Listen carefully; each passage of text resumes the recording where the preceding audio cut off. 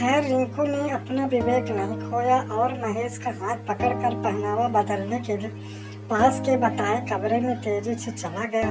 कमरे में पहुंचकर जब महेश डर के मारे अपने कपड़े उतारने लगा तो रिंकू उसे रोका और कहा, बेवकूफ़ी मत करो और अपने कपड़े को उतार कर रख दो। और साथ ही उसने अपनी छोटी सी माला निकाल कर उसके जेब में रख दिया और डर मत देखा नहीं कि मेरे गले की माला को देखकर वह बूढ़ा कैसा भयभीत लग रहा था। उसके रहते ये भूत प्रेत कुछ नहीं बिगाड़ सकते। इसके बाद दोनों कमरे से निकलकर बड़े कक्ष में आकर सोफे पर बैठ गए। देखते ही देखते पार्टी शुरू हो गई। बूढ़े की पोती किसी राजकुमारी से कम नहीं लग रही थी, पर उसी को शीशे में देखने से वो महाकुरूप और डरावनी साया के रूप में तब्दील हो रही थी। वह किशोरी प्रसन्न मन से रिंकू के पास आई और उसके कंधे पर एक हाथ रख दी।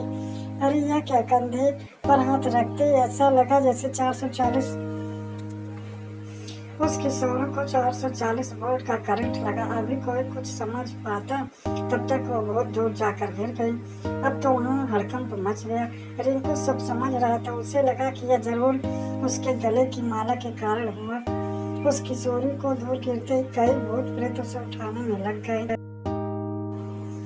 जबकि वह बूढ़ा दौड़कर रिंकू के पास आया और बोला और थोड़ा तेज आवाज में पर डरते हुए बोला, मैंने आपसे कहा था ना कि आप अपने कपड़े उतार कर हमारे यहाँ के कपड़े पहनो, पर आपने नहीं माना। अब आपके गले में जो माला पहने हैं उससे उतार कर रख दीजिए।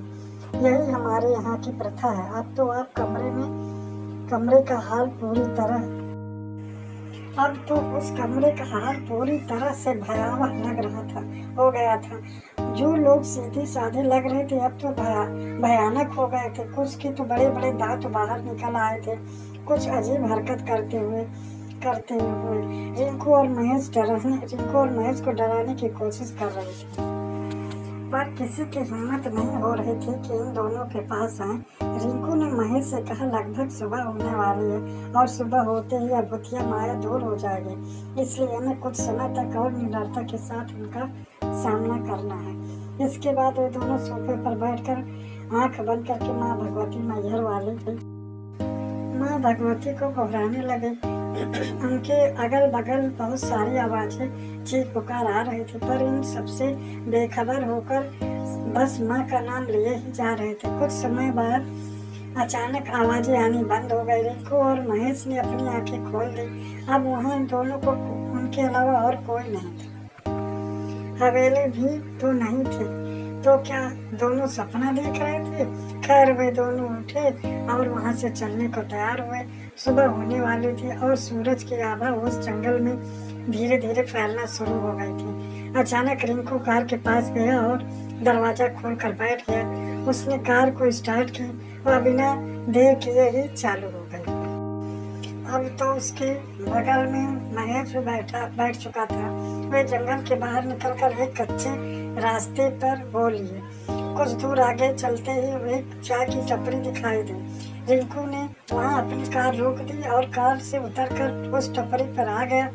टपरी में आते ही दुकानदार थोड़ा डर कर रिंकू की तरफ देखकर बोला, साहब आप लोग सुबह सुबह इस जंगल में से कहाँ से आ रहे हैं? कहीं आप लोग रात को ही नहीं? तो रिंकू एक छोटी बेंच पर बैठते हुए अब तक की सारी घटना सुना दी। दुकानदार ने एक लंबी सांस लेकर कहा कि अच्छा हुआ कि आप लोग सही सलामत बच गए, नहीं तो कई सारे लोग इन भूतों के ऐसे शिकार हुए हैं कि या तो वे पागल हो गए हैं या किसी बड़ी बीमारी के शिकार।